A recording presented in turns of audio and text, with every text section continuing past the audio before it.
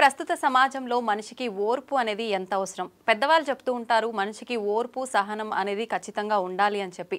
మరి ఈ ఓర్పు ఉండాలి అని చెప్పేటప్పుడు మన ముందు అధర్మంగా ఏదైనా జరుగుతున్నప్పుడు, మనపైకి ఏదైనా వ్యతిరేకత వచ్చినప్పుడు అదే ఓర్పుతో ఉండాలా? ఎదురు తిరిగి మనం దాడి చేయాలా? ఇలాంటి మంచి మంచి విషయాలు ఇప్పుడు ప్రభుజీతో మాట్లాడి తెలుసుకుందాం. ప్రస్తుతం మనతో పాటు ఉన్నారు ఇస్కాన్ టెంపుల్ నుంచి ప్రణవానంద గారు. ఇప్పుడు వారితో మాట్లాడి మరిన్ని విషయాలు క్లియర్గా అడిగి తెలుసుకుందాం. హరే కృష్ణ ప్రభుజీ. హరే కృష్ణ మాతాజీ. ప్రభుజీ, ప్రతి ఒక్కరు కూడా కృష్ణుని ఆరాధించే వాళ్ళు తన దగ్గర నుంచి ఏదో ఒకటి ఆశిస్తూనే ఆరాధిస్తుంటారు అని అనిపిస్తుంది చూసే వరకు. నిజంగా ఆయన నుంచి ఏమీ ఆశించకుండా ఆరాధించే వాళ్ళు కూడా ఉన్నారా ప్రభుజీ? ఏదో ఒకటి ఆశిస్తూ ఉంటారు అని మనకు అనిపిస్తుందండి. ఎందుకో తెలుసా? ఎందుకంటే మన నిజమైన భక్తి అంటే మనకు తెలియదు కాబట్టి. ఇంకో విషయం చెప్తాను. ప్రహ్లాదుడి దగ్గరికి నరసింహస్వామి ఆయన కోసమే ఒక అవతారాన్ని స్వీకరించారనమాట. అయితే హిరణ్యకశిపు సంహారం అంతా అయిపోయాక సింహాసనం పైన కూర్చొని, ఓ ప్రహ్లాద నీకేం కావాలో అడుగు అంటే, నాకేం వద్దండి అంటే, చెప్పు ప్రహ్లాద నీకేం కావాలో చెప్పు, ఏదో ఒకటి ఇవ్వాలనుకుంటున్నా అంటే, లేదు లేదు నాకేమొద్దు నాకేదొద్దు. అడుగుతావా లేదా అంటే, నువ్వు ప్రశాంతంగా ఉండయ్యా నాకేదొద్దు అని నరసింహస్వామికే నచ్చి చెప్తున్నాడనమాట ప్రహ్లాదుడు. చివరికి ఏదో ఒకటి అడగాల్సిందే, నువ్వు ఏదైనా అడగాల్సిందే, అడగంది నేను వెళ్ళను అని అంటే, సరే మా నాన్నని క్షమించేసేయి అని అడుగుతాడనమాట. చూడండి, భక్తుడికి చివరికి ఏదన్నా అడగాలి. వాళ్ళ నాన్నగారు ఎన్ని చేశాడండి ఈయనని తేళ్లతో కరిపించాడు, ఏనుగులతో తొక్కించాడు, సముద్రంలో పడేయించాడు, పర్వతంపై నుంచి కిందికి పడించాడు, విషం ఇచ్చాడు, చంపాలని చూశాడు. ఏం చేసినా సరే చివరికి కోరుకో అంటే మా నాన్నని క్షమించేసే అన్నాడు. ఇది ఒక భక్తుడి యొక్క లక్షణం ఎలా ఉంటుంది. ఈరోజు మేము కుంతి మహారాణి యొక్క ప్రార్థనలు చదువుతున్నాం భాగవతంలో. ఆవిడ ఒక కోరిక అడుగుతుంది కృష్ణుని. ఏమంటుంది తెలుసా అండి? అయ్యా నాకు ఇంకా కష్టాలు ఇవ్వు జీవితంలో అని అడుగుతుంది. ఎందుకయ్యా కష్టాలు ఎందుకు అని అంటే, కష్టాలు నువ్వు చాలా బాగా గుర్తొస్తావు, నీ గుర్తు మంచిగా ఉన్నప్పుడైతే నువ్వు గుర్తురావు కదా, కష్టాలు ఉన్నప్పుడు నేను నిన్ను వేడుకుంటా, కాబట్టి ఇంకా కష్టాలు ఇవ్వు నాకు అని చెప్తుంది కుంతి మహారాణి. ఇది నిజమైన భక్తి అని అంటే. కాబట్టి భగవంతుడి యొక్క భక్తి అని ఎప్పుడైతే ఉంటుందో, భక్తి ట్రాన్స్లేట్స్ టు ప్రేమ. నిజమైన ప్రేమలో అండి వేరే వాళ్ళ దగ్గర నుంచి మనం ఏం తీసుకోవాలి అని అనుకోం, మనం ఏమి ఇవ్వాలి అని ప్రయత్నం చేస్తాం. మా గురువుగారు ఒక విషయం చెప్తారు, love means service, love means sacrifice అని అంటారు. ప్రేమ అంటే త్యాగం, ప్రేమ అంటే సేవ. కాబట్టి ఎక్కడైతే ప్రేమ ఉంటుందో అక్కడ స్వపేక్ష ఉండదన్నమాట, నిరపేక్ష భావనతో ఉంటుంది. కాబట్టి భక్తి అని అంటే ఏమీ భగవంతుడి దగ్గర అడగాల్సిన అవసరం లేదండి. ఎందుకంటే ఒక తల్లికి పిల్లవాడికి ఏమేం కావాలో అన్నీ తెలుస్తుంది. అలానే మనకి పరమాత్మ తండ్రి, మన పరమాత్మ తల్లి అని అనుకున్నాం అనుకోండి, మనం ఏమీ కూడా ఆశించాల్సిన అవసరం లేదు. ఆ భావన పెంచుకోవటమే భక్తి అని అంటే. అంత సులభంగా ఎలా వస్తుంది ప్రభుజీ ఆ భావన? ఎప్పుడైతే మనం సాధన చేస్తామో, ఎప్పుడైతే భక్తుల యొక్క సాంగత్యంలో ఉంటామో. ఎందుకంటే అండి, ఎలాంటి వాళ్ళ యొక్క సాంగత్యంలో ఉంటామో అలాంటి ఆలోచనలే మనకు వస్తాయి.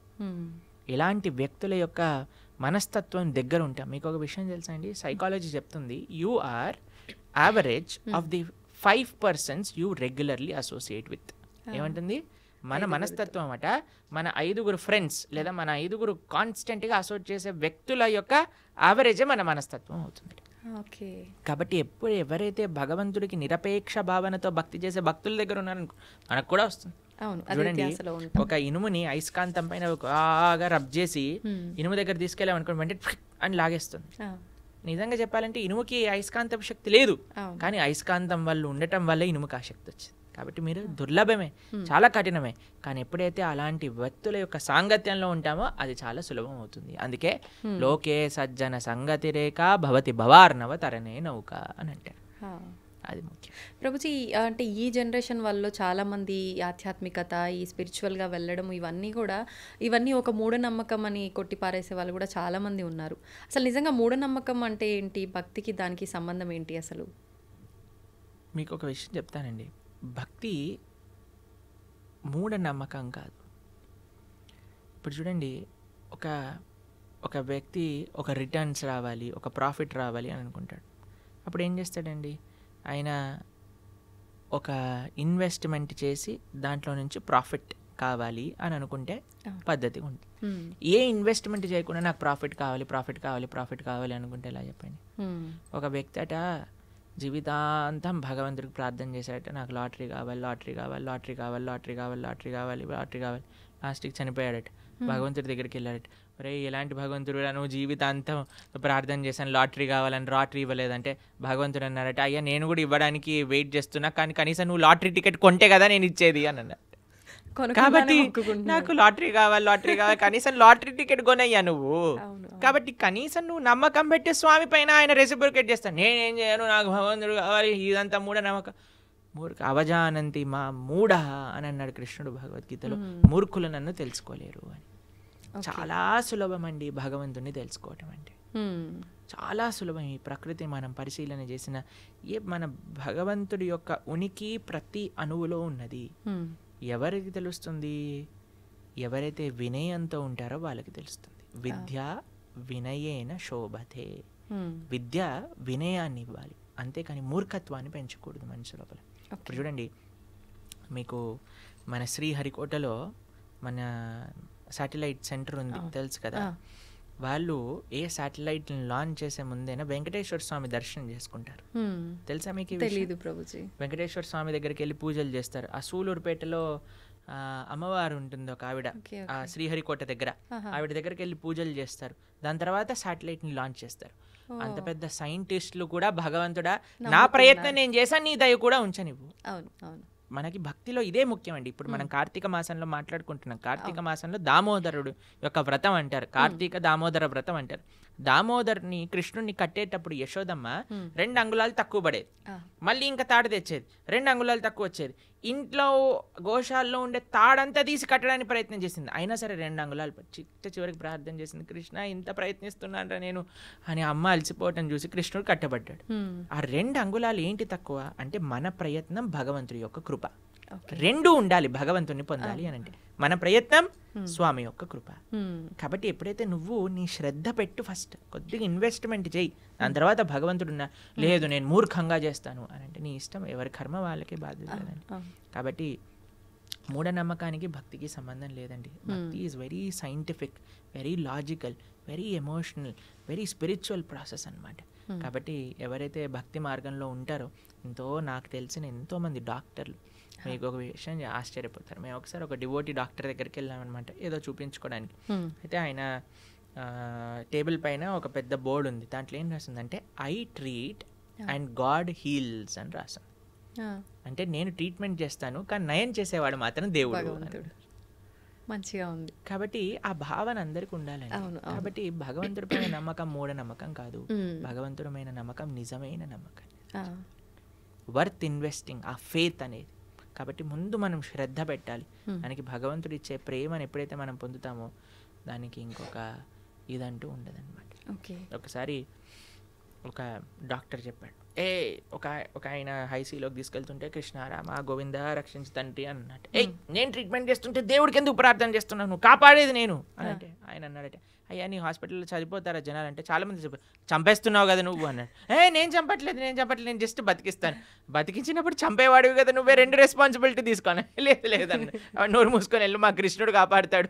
మారే కృష్ణ రాకే కృష్ణ మారేకే. భగవంతుడు బతికించాలి అంటే బతుకుతాడు, భగవంతుడు తీసుకెళ్ళాలి అనుకుంటే ఆయన పిల్లలు తీసుకెళ్తాడు అని అన్నారు. అప్పుడు డాక్టర్ కొద్దిగా వినయం వచ్చిందనమాట. కాబట్టి మనం ఎప్పుడైనా వినయంతో ఉండాలి. శ్రద్ధావాన్ లభతే జ్ఞానం.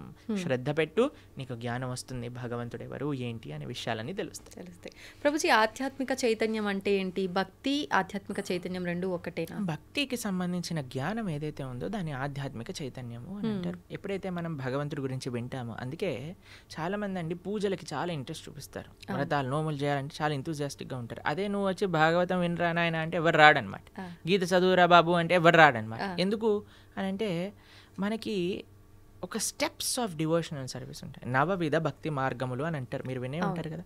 మన ఛానల్లో ఒక ప్రవచనం ఉన్నది 9 భక్తి మార్గాలపైన. అందులో ప్రహ్లాదుడు వాళ్ళ నాన్నగారికి చెప్పినప్పుడు, ప్రహ్లాద హాస్టల్లో ఏం చదువుకున్నావు అని అంటే ప్రహ్లాదుడు అన్నాడు, చదివించి నను గురువులు చదివి తిని సకల శాస్త్రములు చదువులలో మరొమమెల్ల చదివి తిని తండ్రి అని ప్రహ్లాదుడు అన్నాడు అనమాట. అయ్యా నన్ను గురువులు చదివించారు, నేను సకల శాస్త్రములు చదువుకున్నాను, ఆ చదువులలో మర్మం అంటే ఎసెన్స్ ఆఫ్ స్క్రిప్చర్స్ నేను నేర్చుకున్నాను అంటే చాలా ఆనందపడతాడండి హిరణ్యకశిపు.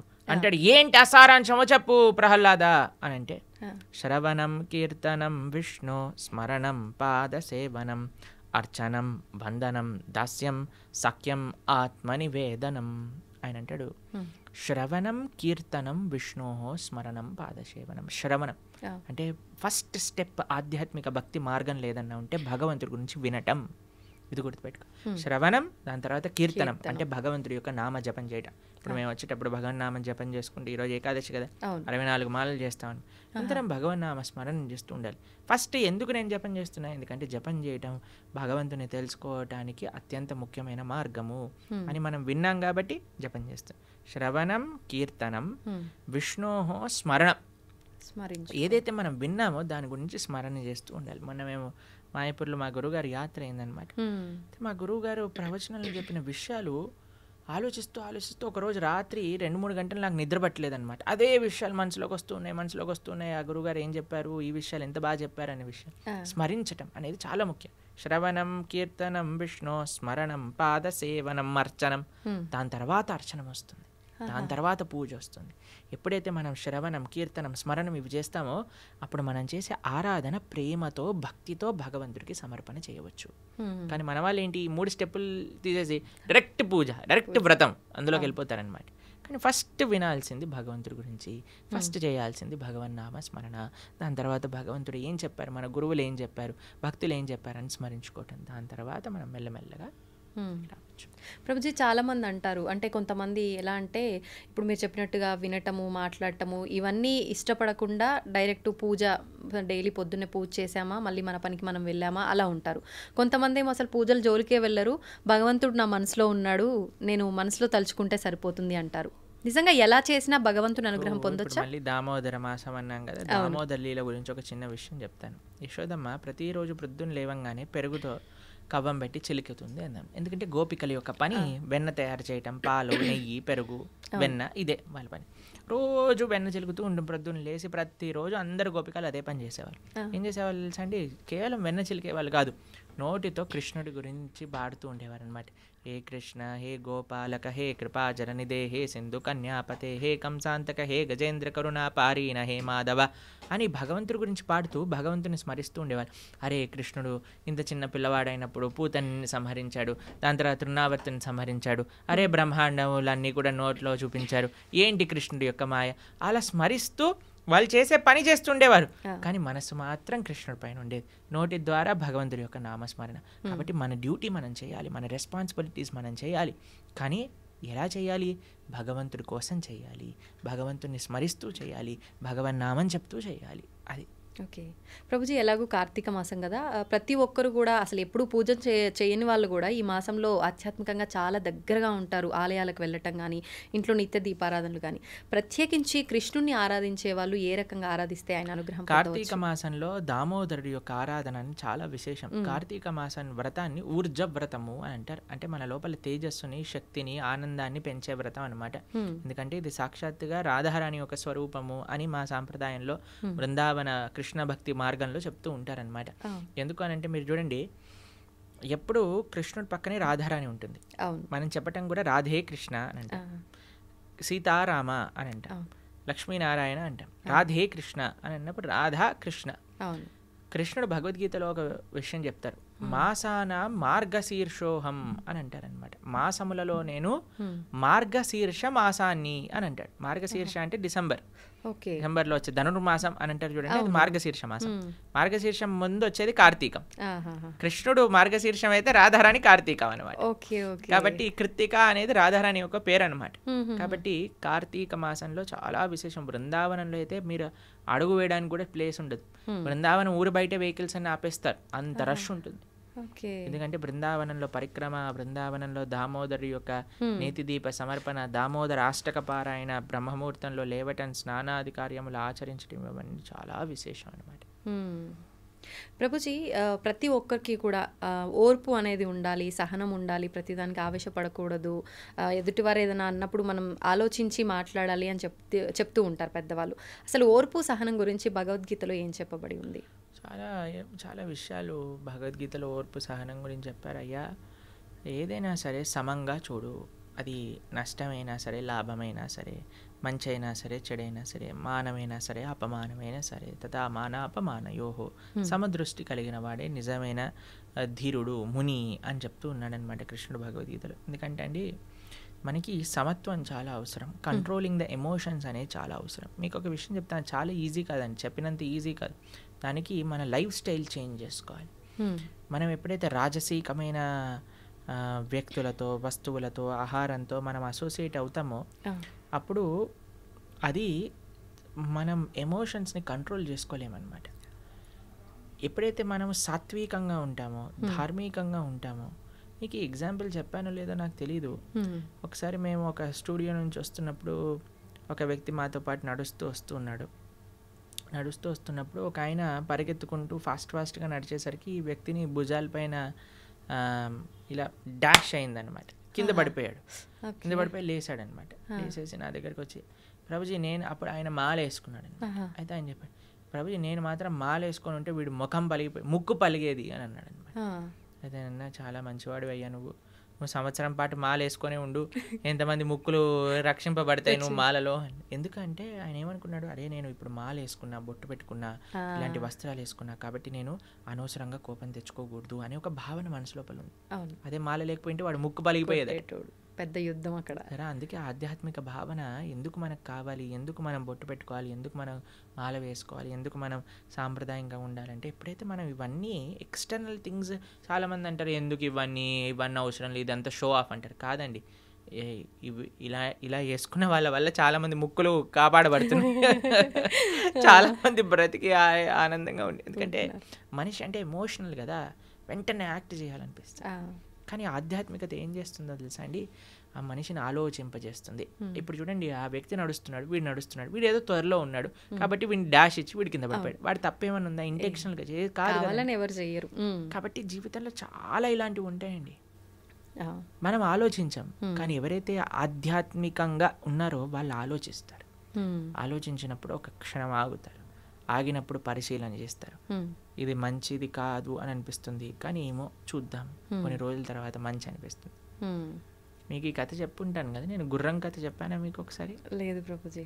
ఒక వ్యక్తి, ఒక ఆయన ఒక గుర్రం కొనుక్కుంటాడు, డబ్బులన్నీ ఇన్వెస్ట్మెంట్ చేసేసి గుర్రం కొనుక్కుంటాడు అనమాట. గుర్రం కొనుక్కుంటే పక్కింట్లో వాళ్ళందరూ సరే ఎంత బాగుంది, నువ్వు గుర్రం కొనుక్కున్నావు, ఎంత బాగైంది నీకు అని అంటారు.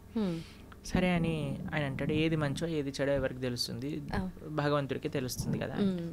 నెక్స్ట్ కొన్ని రోజుల తర్వాత ఈ గుర్రం పారిపోతుంది ఇంట్లోంచి. అందరూ వచ్చి అంటారు, అయ్యో ఎంత చెడైందయ్యా నీకు, గుర్రం పారిపోయింది, నువ్వు డబ్బులన్నీ ఆ గుర్రం పైన ఇన్వెస్ట్ చేసావు, అది వెళ్ళిపోయింది. ఓ 10 రోజుల తర్వాత ఈ గుర్రం 10 గుర్రాలని పట్టుకొస్తుంది అనమాట ఇక్కడికి, వాళ్ళ ఇంటికి. పట్టుకోగానే అబ్బో ఎంత ఆశ్చర్యం, ఎంత మంచిదైంది నీకు, 10 గుర్రాలు పట్టుకొచ్చింది, 10 గుర్రాలు పట్టుకొచ్చిందంట. కొన్ని రోజులకి ఆ పిల్లవాడు ఇలా హార్స్ రైడింగ్ చేస్తూ కింద పడిపోయి కాలు ఇరిగిపోయింది వాళ్ళ పిల్లవాడి. అందరూ వచ్చి అయ్యయ్యో చూసావా ఎంత అన్యాయం జరిగింది నీకు, మీ పిల్లవాడు కాలు పోయింది.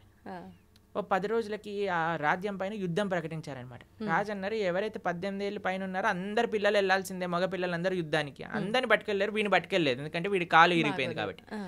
యుద్ధంకి వెళ్ళిన వాళ్ళందరూ చనిపోయారు, వీడు మాత్రం బతుకున్నాడు. ఇప్పుడు చెప్పండి, ఏది మంచి ఏది చెడు ఎలా చెప్తామండి? సమయమే నిర్ధారిస్తుంది, మనకు ఓపిక కావాలంటే.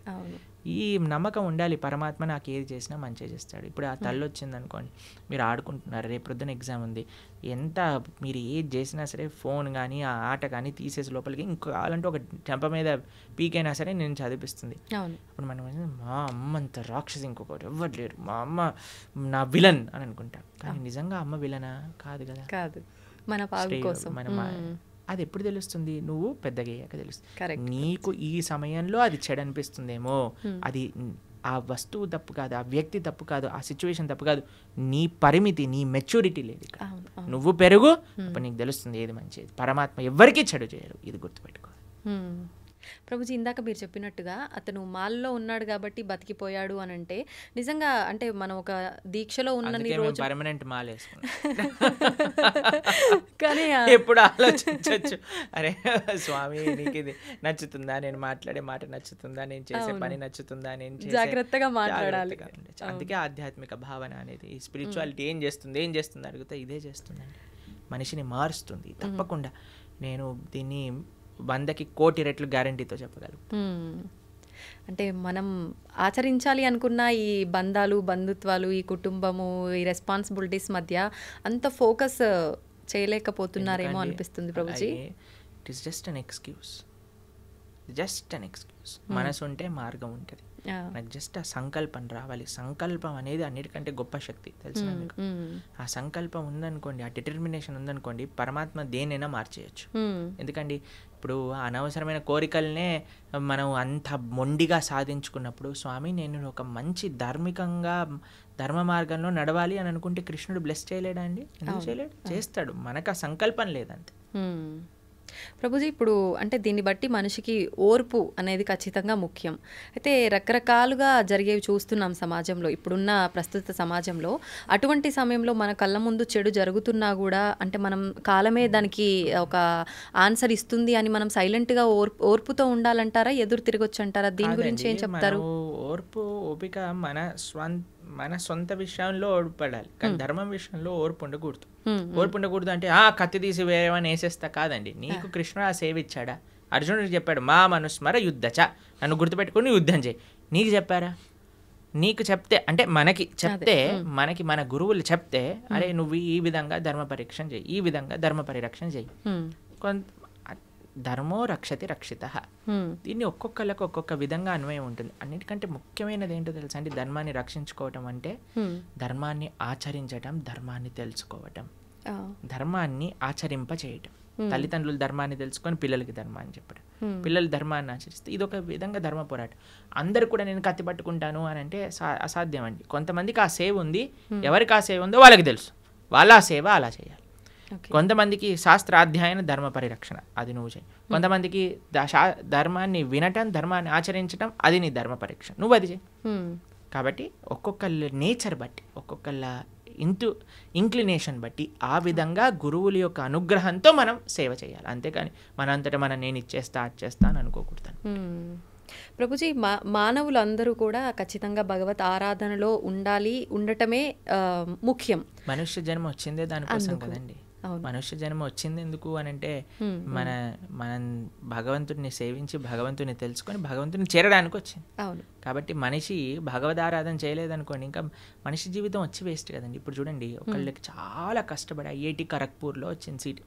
వాడు వచ్చాక నేను క్యాంటీన్కి వెళ్తాను, నేను సినిమాకి వెళ్తాను, నేను అక్కడికి వెళ్తే ఒరే ఇంత కష్టపడి ఐఐటికి వచ్చిందిరా, చదువుకోరా అని చెప్తా. అంతే కదండి, అవునా కదా? కాబట్టి ఐఐటీలో సీట్ వచ్చినప్పుడు ఏం చేయాలి? వాడు చాలా జాగ్రత్త చదువుకోవాలి. ఎందుకంటే దానికి ఉన్న అస్తిత్వమే అది. అంతే, మనుష్య జన్మకుండే అస్తిత్వమే భగవంతుని తెలుసుకోవటం. దాతో బ్రహ్మ జిజ్ఞాస.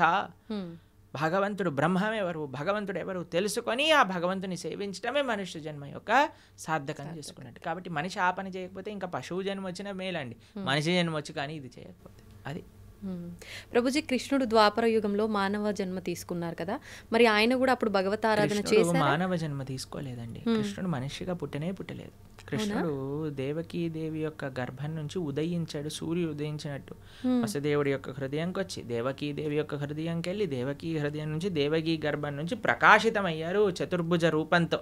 మనిషిలా పుట్టాడంటే ఏడుస్తూ పుట్టాడండి. కృష్ణుడు పుట్టినప్పుడు శంఖచక్ర గదా పద్మాలు పట్టుకొని, అమ్మ నువ్వు పూర్ణజన్మలో ఇది, నాన్న నువ్వు ఇది, నన్ను తీసుకెళ్లి గోకులంలో దింపేయండి. ఇది మనిషా అండి? మనిషి చేస్తాడా ఇలా? కానీ ఆయన భగవంతుడి మానవ జన్మ కాదు. ఎలా అండి? ఆ రోజుల్లో పూతన రాక్షసు చంపేసి, తృణావర్తిని చంపేసి, శకటాసుర, కేసి, హరిష్టాసుర, ప్రలంబాసుర, ఆ సుల్నందరిని చంపేసి గోవర్ధనాన్ని ఎత్తేసి ఫారెస్ట్ పైన మింగేసి మనిషి చేయగలుగుతాడా? అంటే మానవ రూపంలో కృష్ణ పరమాత్మ, మానవ రూపంలో కూడా కాదు. కందర్ప కోటి కమనీయ విశేష శోభం. 1000 మంది కందర్పులు వచ్చినా సరే ఆయన ముందు కళ్ళు తిరిగి పందిపోయి అంత అందం కలిగిన వాడు శ్రీకృష్ణ భగవానుడు. కందర్ప అంటే కామదేవుడు, మన్మధుడు. కందర్ప కోటి కమనీయ విశేష శోభ అంటే కోట్ల మంది కందర్పులు కూడా ఆయన ముందు ఒక కాకరోజులా ఉంటారనమాట కృష్ణుడు ముందు. అంత సౌందర్యం, అంత శక్తి, అంత వీర్యం, అంత తేజస్సు, అంత జ్ఞానం కలిగిన వాడు శ్రీకృష్ణ పరమాత్మ. అయినా సరే నేను అడిగిన క్వశ్చన్ చెప్తాను. బృందావనంలో కృష్ణుడి పట్ల ఎంత ప్రేమ ఉండేది వ్రజవాసులకి అని అంటే, ఏదన్నా సంహరించిన, ఇంత పెద్ద పూతన అనే రాక్షసిని సంహరించిన చిట్టు చివరికి వాళ్ళ అమ్మ తీసుకొచ్చి ఆవు తోక తీసుకొని కృష్ణుడికి దిష్టి తిప్పి, అయ్యో మా తామకి దిష్టి తగిలింది కదా, నారాయణుడు రక్షింపుగాక. ఇప్పటికీ మీరు బృందావనంలో నందగావ్ అనే ప్రదేశానికి వెళ్తే నంద మహారాజ్ ఆరాధన చేసిన శేషశాయి విష్ణు ఈ యొక్క మూర్తి అక్కడ కనిపిస్తుంది అనమాట. ఆ శేషసాయి విష్ణు యొక్క మూర్తిని నంద మహారాజ్ ప్రతి నిత్యము ఆరాధన చేస్తూ ఉండేవారు. కృష్ణుడి యొక్క కాంక్ష కోసం ఒక నరసింహస్వామిని కూడా, ఆయనే నరసింహుడు, ఆయనకు ప్రార్థించారు, ఓ నరసింహ మా పిల్లవాడిని కాపాడు, ఓ నరసింహ మా పిల్లవాడిని కాపాడు. ఇప్పటికీ నంద మహల్కి వెళ్తే ఆ నరసింహస్వామి ఆ విష్ణుమూర్తి కనిపిస్తారు అనమాట.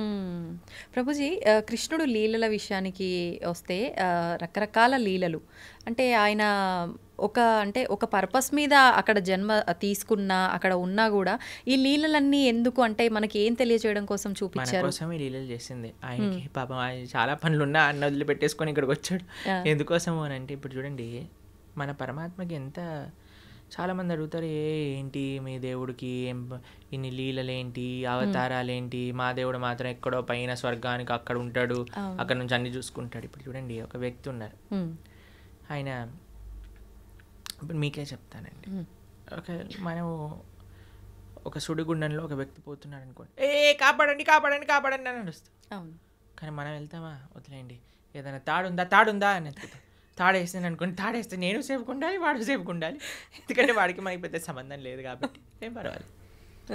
ఇప్పుడు మేము మాయాపూర్లో ఉన్నాం అనమాట. మాయాపూర్ నుంచి వస్తున్నాం కోల్కతా, అక్కడ నుంచి ఇక్కడికి వచ్చాం. అయితే అక్కడ ఒక ఆయన చెప్తున్నారు, ఒక డివోటీ వాళ్ళ మాయాపూర్లో గంగా నది ఫ్లడ్స్ వచ్చినప్పుడు ఏమైందట అంటే బోట్ టాపులు అయిపోయింది అనమాట. బోట్ పడిపోయింది, రివర్స్ అయిపోతే ఒక చిన్న పిల్లవాడు నీళ్ళలో పడిపోయాడు, దొరకలేదు.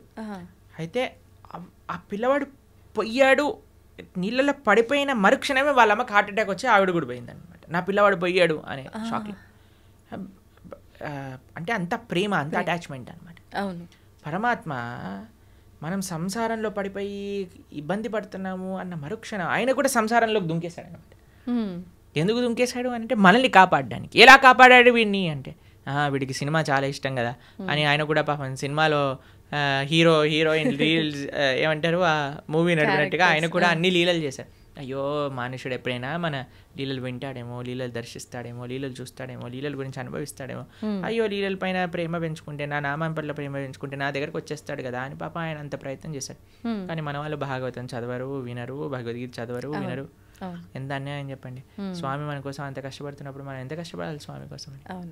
అది ప్రభుజీ, అందరూ అంటే మనం ఎవరైతే ఉన్నామో ప్రతి ఒక్కరు కూడా నా బిడ్డలే అని చెప్పి భగవంతుడు అంటుంటారు.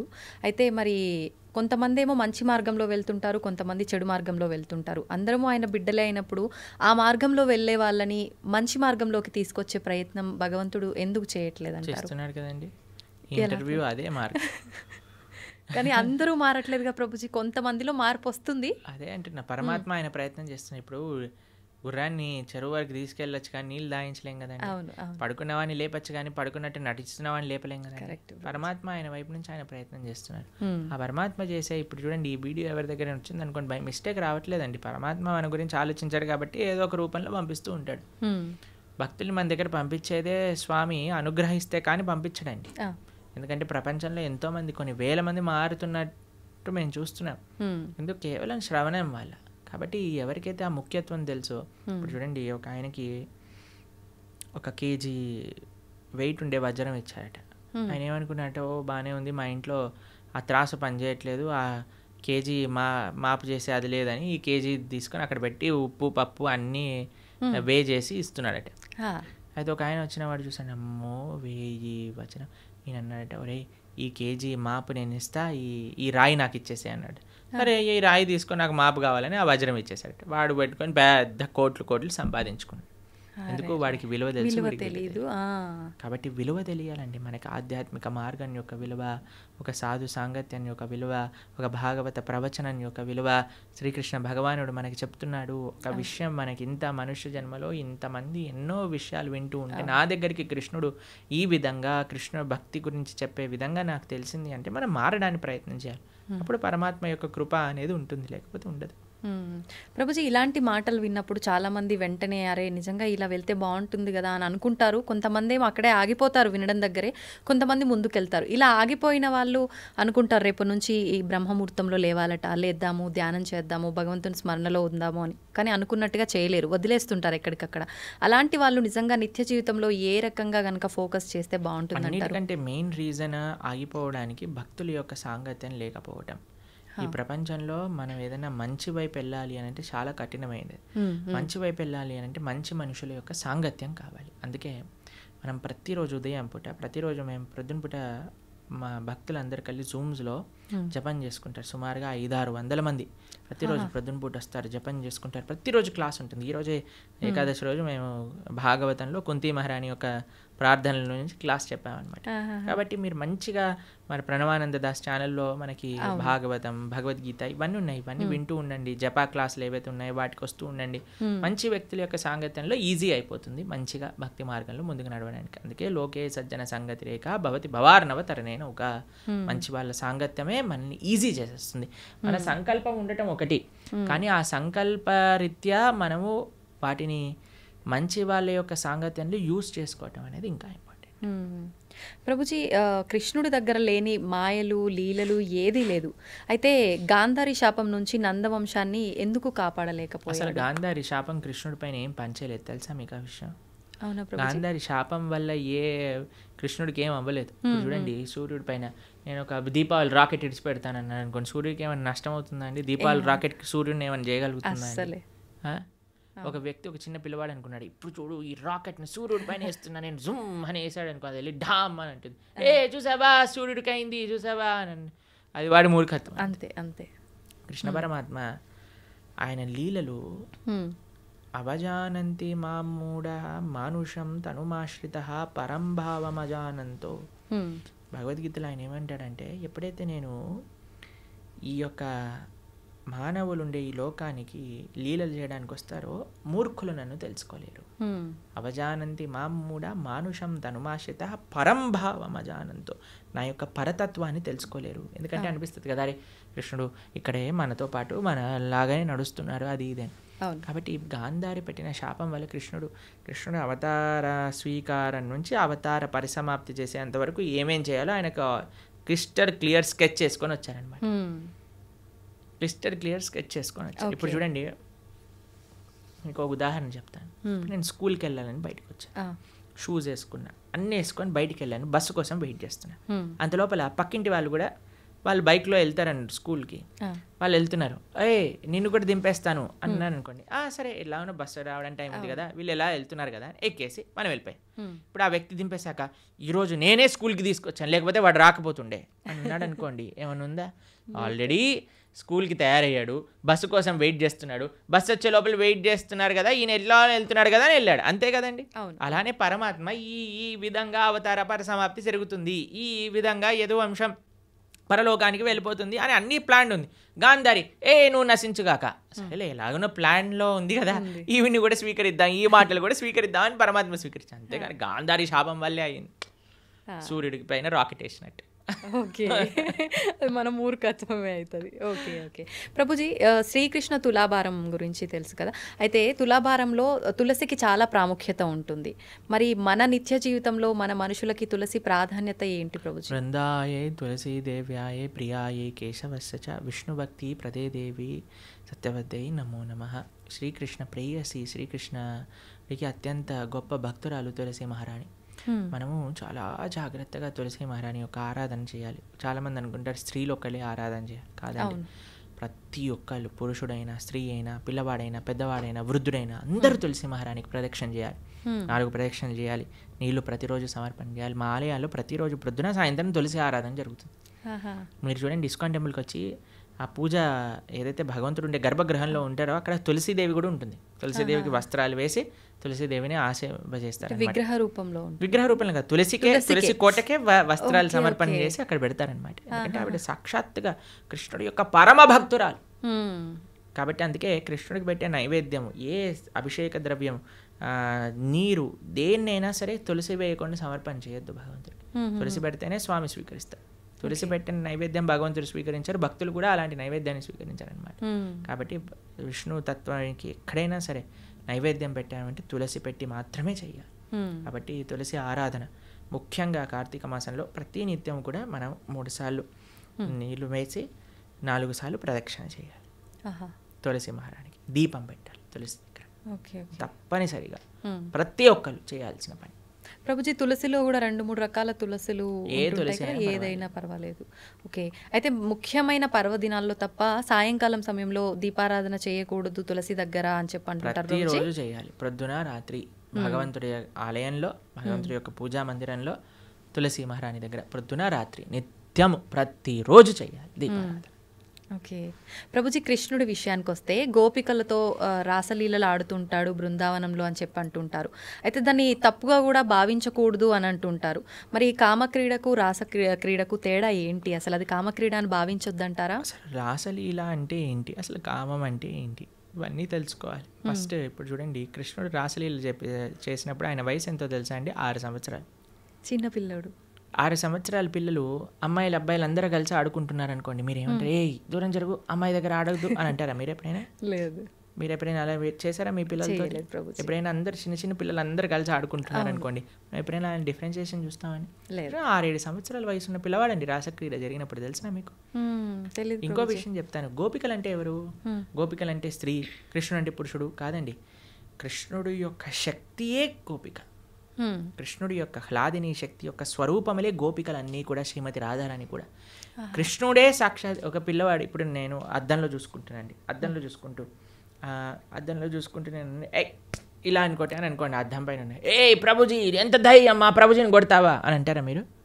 అదే నీ ఇష్టం, ఇక నీ అద్దం నీ రిఫ్లెక్షన్ ఏదైనా చేసుకో, నువ్వు ఎంత ముద్దొస్తున్నావా నువ్వు రాసి ఒకటైనా పెట్టు, ఏదైనా చేసుకో, అది నువ్వు నీ రిఫ్లెక్షన్, అంతే కదండి. అంతే.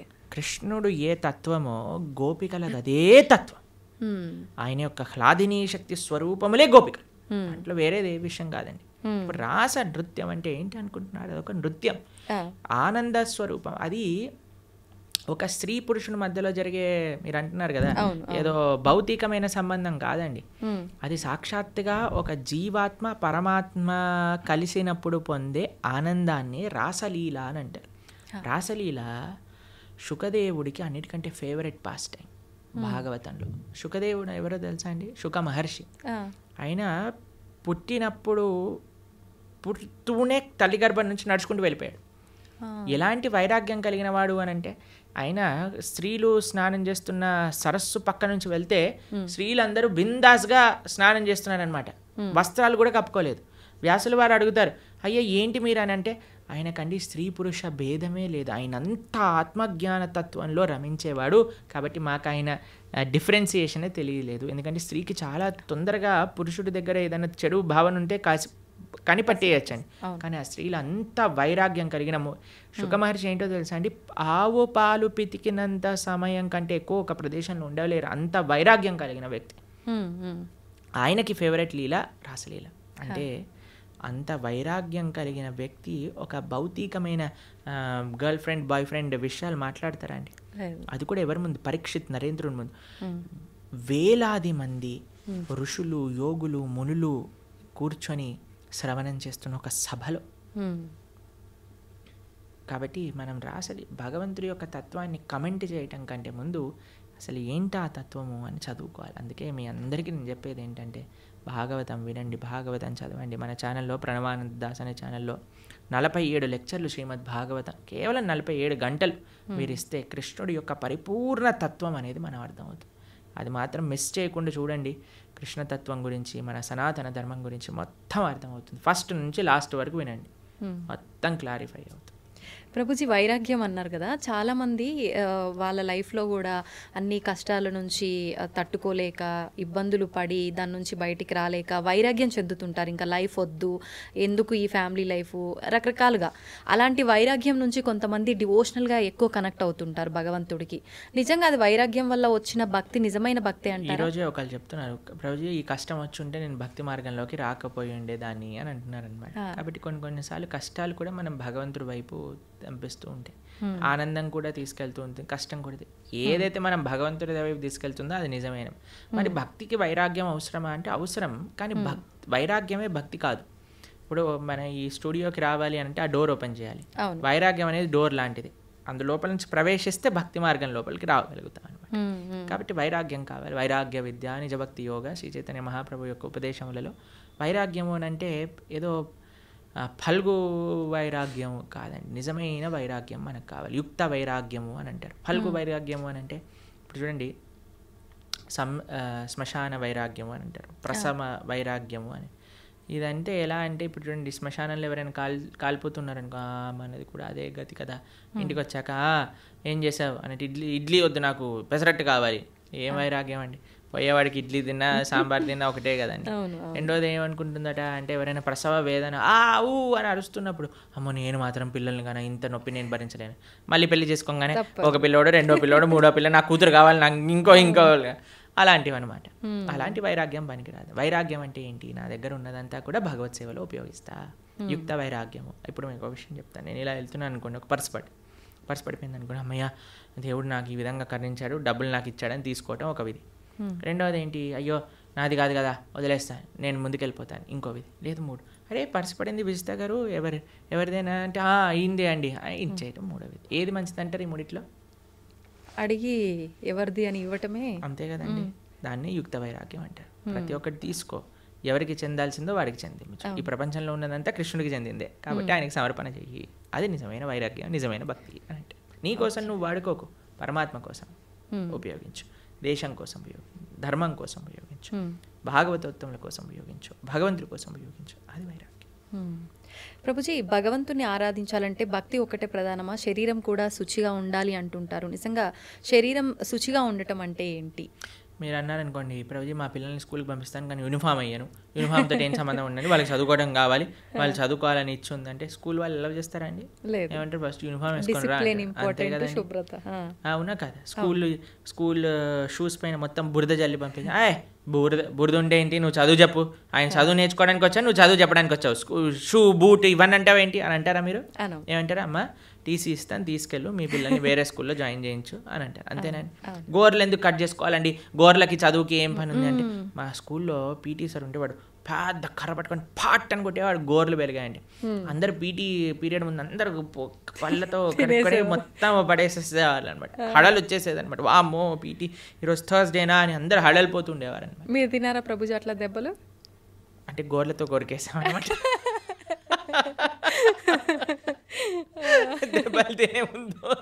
ఓకే, తెలివైన మూవ్ అనమాట అక్కడ. అయితే భక్తికి చాలా మంది అడుగుతారు, ఈ శుచి ఏంటి, స్నానం చేయటం ఏంటి, ఇదంతా మూర్ఖత్వం, వీళ్ళంతా చాదస్తం, పైత్యం అని అంటూ ఉంటారు. కాదండి, మీకు భక్తి హృదయంలో ఉండాలి అని అంటే దాన్ని ఎక్స్టర్నల్గా కొన్ని రూల్స్ అండ్ రెగ్యులేషన్స్ పాటించాలి. శుచి, స్నానం, ప్రొద్దున లేవంగానే స్నానం చేయటం, మనం కాలకృత్యాలు తీర్చుకున్నాక స్నానం చేయటం, మడితో ఉండటం, అక్కడిక్కడ ముట్టుకోకుండా మంచిగా ప్రేమతో భగవంతుడికి నివేదన చేయటం, ఇవన్నీ కూడా ఆధ్యాత్మిక మార్గంలో మనకి మంచి వైపు నడిపిస్తూ ఉంటుంది అన్నమాట.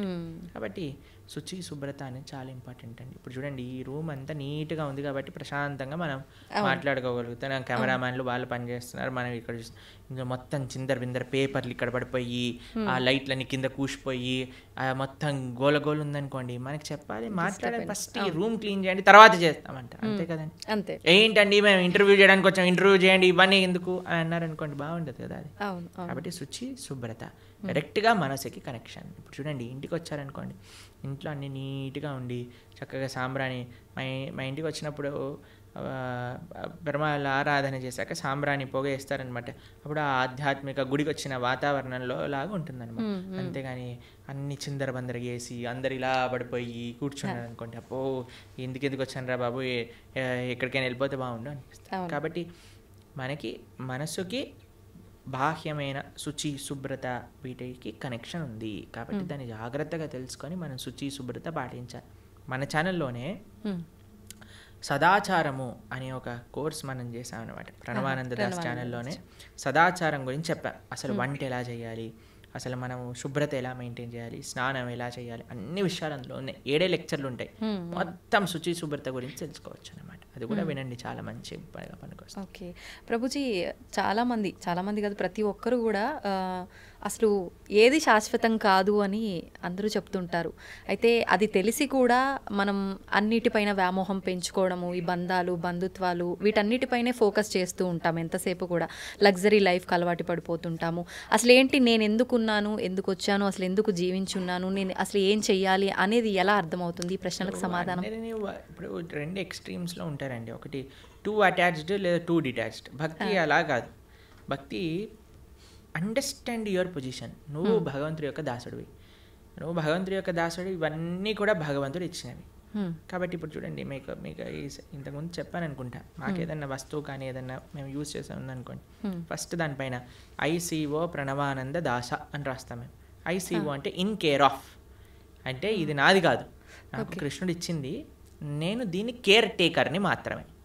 ఈ భావన ఉండాలి నీ కొడుకు పైన, భార్య పైన, భర్త పైన, ఇల్లు పైన, గాడి పైన, చుట్టాల పైన, వస్తువుల పైన, అన్నిటికీ ఇదే భావన. ఇది పరమాత్మ భగవంతుడు నాకు ఇచ్చాడు, దీన్ని నేను జాగ్రత్తగా చూసుకుంటా. కానీ ఎవరిచ్చారు? భగవంతుడు ఇచ్చాడు. నా ప్రేమ భగవంతుడి పైన.